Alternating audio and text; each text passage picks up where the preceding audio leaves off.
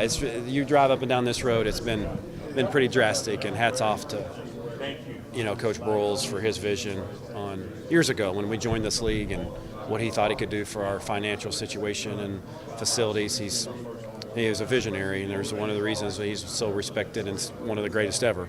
And so it's been fun to watch. When we go out and practice every day is where I played baseball, when I first got here. And so sometimes that's not a good thing because I have some flashbacks of home runs given up, when I'm out trying to coach football. But other than that, it's been good. Have you talked to Connor Nolan on playing both sports? Yeah, we've talked some. Obviously, I was his lead recruiter, so I got to know him pretty well. Actually, his dad and I played Little League baseball together years ago, so I've known his dad and his family for years. And so, yes, we've talked some about that. Not a lot, but certainly was talked about during recruiting, and certainly pulling for him right now. I think he's off to a great start. But it can be done, play both sports. Yeah, absolutely. He's already proven that, to some degree. It was different back when I did it. Football wasn't as year-round as it is now. But yes, it can be done. It's not easy, but it can be done. Speaking of the year-round, you've added the special teams thing now. Was that something that had been in the works a while?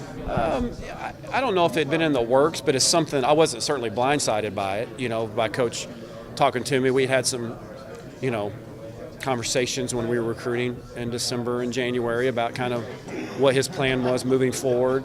Once Tanner Burns, who was our special teams analyst this past year, departed to go to Liberty, we'd started talking about what his plan was and what his thoughts were, and that was one the mentioning and the initial conversations about him wanting me to have more responsibility and leadership there in our special teams area started coming about, and so I'm very excited about that opportunity.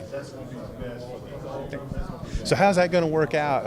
Are there going to be guys who say handle kickoff return and then bring you how's it going to work out? Well, it's important for us, philosophy-wise, the way we do things here is, especially with me coaching a position, that we have as many people. It's a team effort. We all know that. Special teams is a team effort, just like offense and defense is. You got an offensive coordinator in Joe Craddock, but Joe Craddock doesn't coach every bit of what we do. Right. Joe Craddock gives us the plan.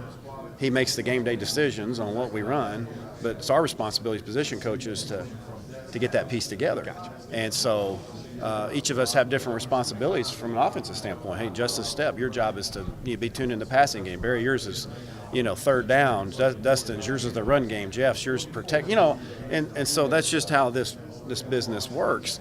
And so special teams for us, we see it as no different. It's really important for us to have a team effort, to have a lot of our position coaches involved, and to have different voices that are in front of our team. And we're going to continue that model.